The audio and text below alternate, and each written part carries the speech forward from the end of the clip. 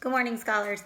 Today we're going to be working on our Wednesday, April 15th, day 7 packet work. So this morning you will need your packet and you will need to find the piece of paper that looks like this. So it's going to say Kinder Unit 7, First Grade Print Concepts, Guided Practice, Day 7.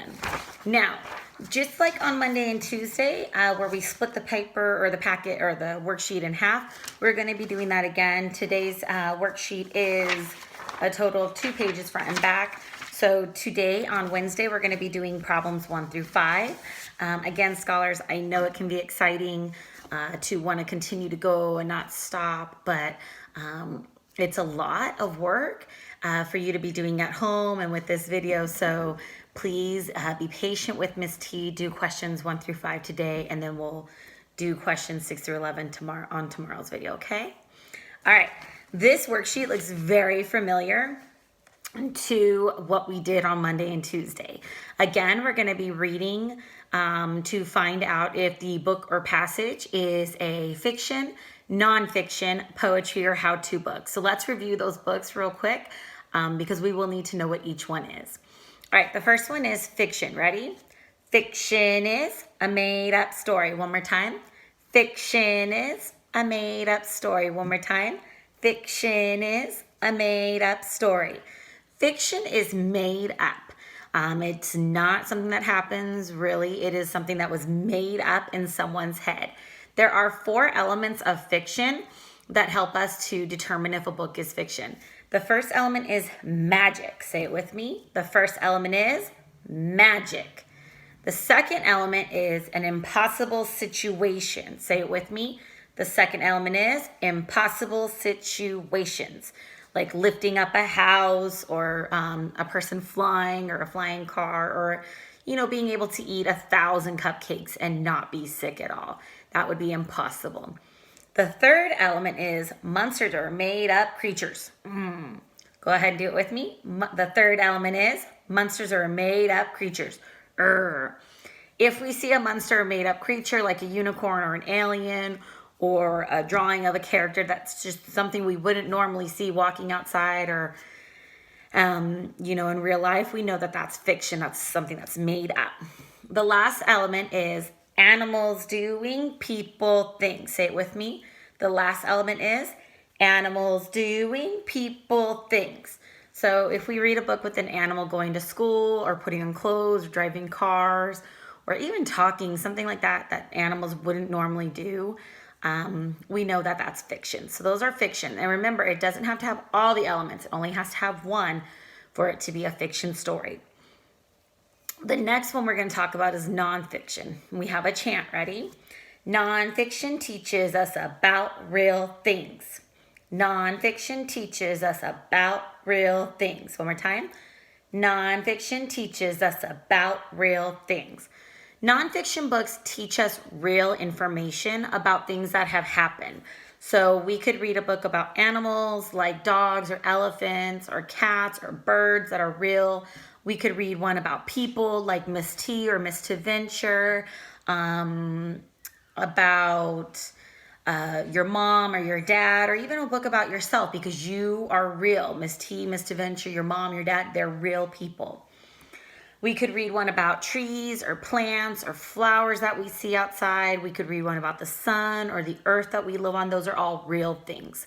So anything that we read that is real is nonfiction. The next type of book or literature that we're going to talk about is poetry. And again, just like fiction, poetry has some elements to help us.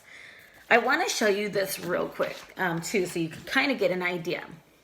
This is a book called Poem Depot. You can see that there's a lot of pages, but if I open it up, you can see that each page has a different poem on it. The poems are very short. They don't take up the whole page, and they don't go on to the next page. And some poems are so short that they could even fit 2 on one page. So one characteristic of a poem is that it is short, like what we see here in this book. Another characteristic is that they have rhyming words. Words like cat and bat, dog, frog, man, pan. Rhyming words are the words that sound the same at the end. So if you hear a word that rhymes like that, that could be a sign that it might be a poem. Another element of a poem is a rhythm. And rhythm is when we read something, singing it almost like a song, not just reading it like we're talking. So if I was to say the old nursery rhyme, hickory dickory dock, it goes hickory dickory dock. The mouse ran up the clock. The clock struck one, hickory dickory dock. See how I'm kind of singing it as a little bit of a jingle? I'm not just talking. The next element that a poem can have is repetition. And repetition means that the words are said over and over and over and over again. So it's repeating either one word or the same multiple words over and over and over again. And the last element of a poem is that it has emotions in it. Poems can sometimes talk about sadness, anger, happiness, joy, frustration, different feelings that we have can be shown in poems. Now, just like fiction, it doesn't have to have all those elements. It can only have one for it to be a poem. So we need to be really good investigators to see if we hear any of those elements to determine if what we're reading or looking at is a poem. The last book is called a how-to book. And this book is kind of like nonfiction in the fact that it talks about something that we really can do. The difference is, though, it teaches us how to do something. Instead of just giving me information about real things like a nonfiction book, a how-to book is going to teach me how to do something. And usually we see that name or that those words "how to" in the title. It will say how to draw a cat, and in the book it'll show you how to draw a cat. So it's teaching you how to do something. We could read a book on how to become writers, and it would teach us how to be writers. We could read a book on how to bake a cake, and that book would teach us how to make a cake. So a how-to book usually says how to in its name. That's our little hint. And if we're really being good listeners and investigators, we can hear those hints. All right, now that we've reviewed, let's go ahead and start with number one. Number one on this page shows me a picture of the book, and the book is called Cloudy with a Chance of Meatballs. Let me go ahead and read the passage next to it so we can determine if it's a fiction, nonfiction, poetry, or how-to book. It looked very stormy. All of a sudden, there was a plopping sound on the roof. When I looked outside, I couldn't believe it. It was raining meatballs. Scholars, this book is about how one town gets all kinds of food. Instead of rainwater, they get rained food. And in this case, they're getting rainy meatballs. Think to yourself, is this something that might be made up? Something about a real thing? Something that might be a poem? Or something that might teach you how to do something? Okay. We know that this book is about a town that's getting rained meatballs. That is an impossible situation. It cannot really happen. Although it might be very yummy and it might be fun to see meatballs fall from the sky, that wouldn't really happen. So we know this book is fiction. Go ahead and circle A, fiction. And then below, we're going to tell how we know. So it says, I know because. How do we know this book is fiction? We know this book is fiction because it has an impossible situation. So let's go ahead and write that. I know because it has an impossible situation. 5 words. Ready? First word, it. I-T. Has. H-A-S. A. Letter A. Impossible. Sound this one out with me. I. M. P. P. O. S. I. B. L. Situation. Ready? It's a little difficult, so Miss T is going to help you. S-I-T-U-A-T-I-O-N.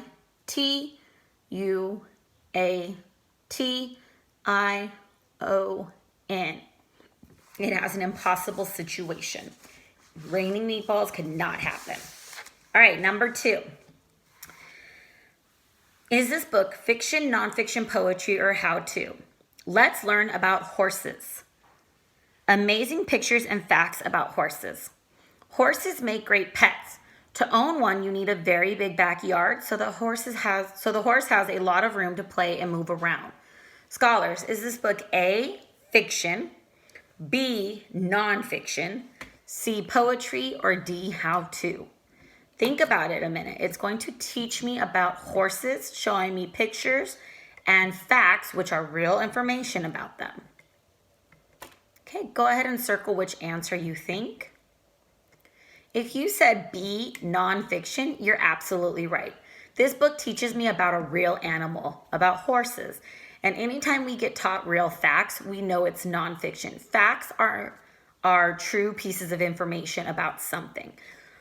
So we're going to circle B, nonfiction. How do we know?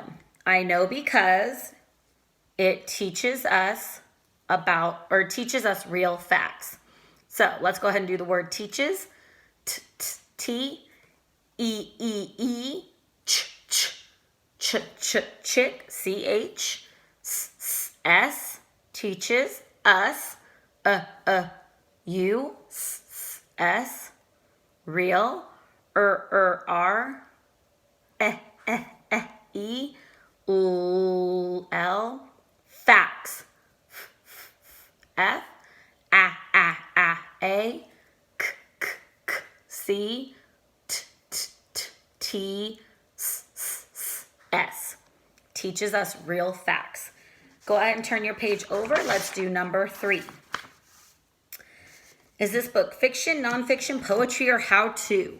This book is called Matilda. Listen to the passage so that you can hear what type of book it is.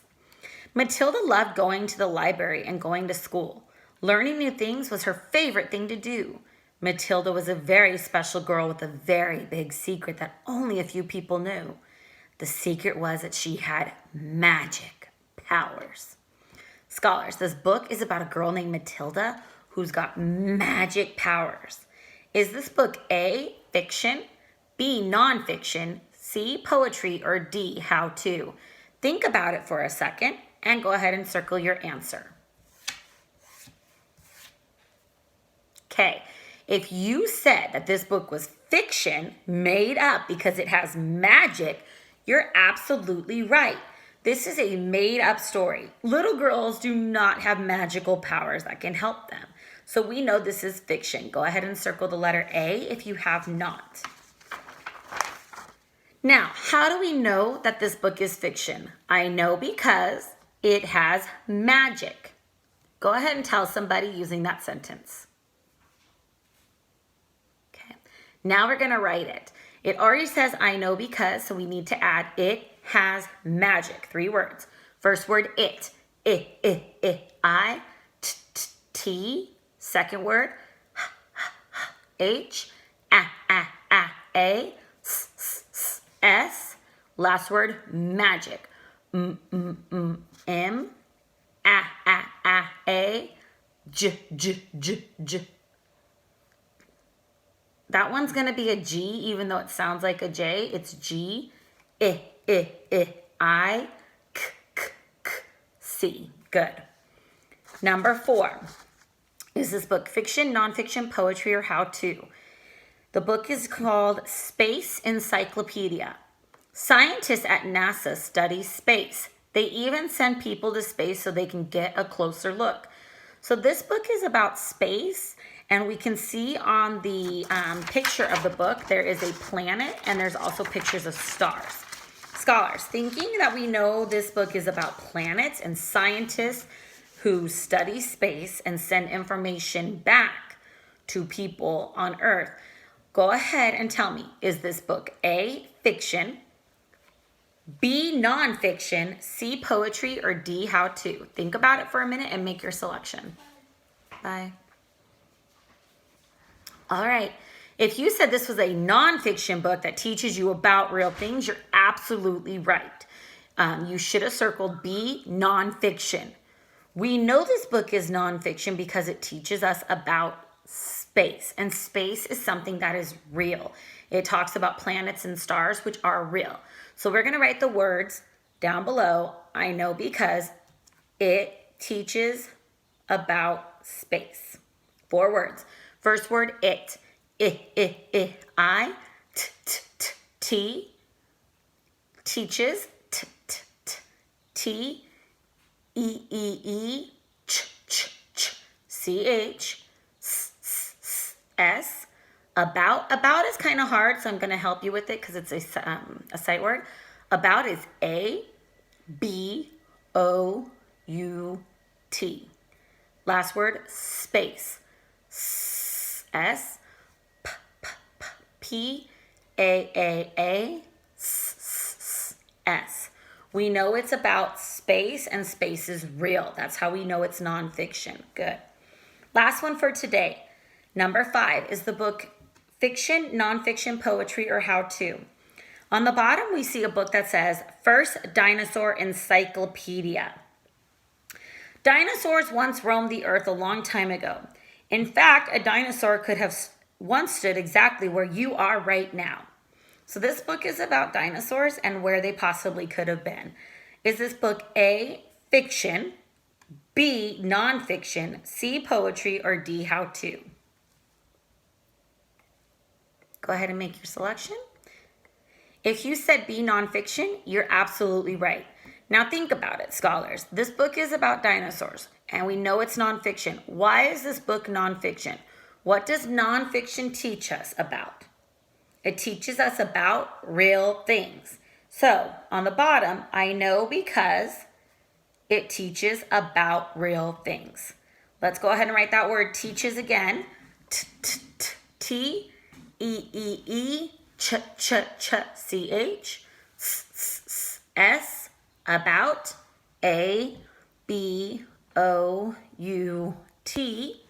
real. R, E-U-L, things. T-H, ing, I-N-G. S. So that book teaches us about real things. That's all we're going to do today. We're not going to do number 6 until tomorrow.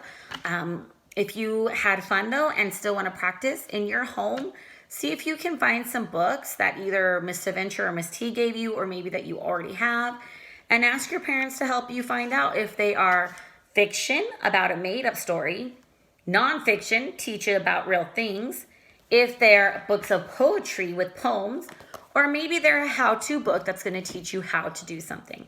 I hope you have a wonderful day, and I'll see you for tomorrow's video. Bye-bye.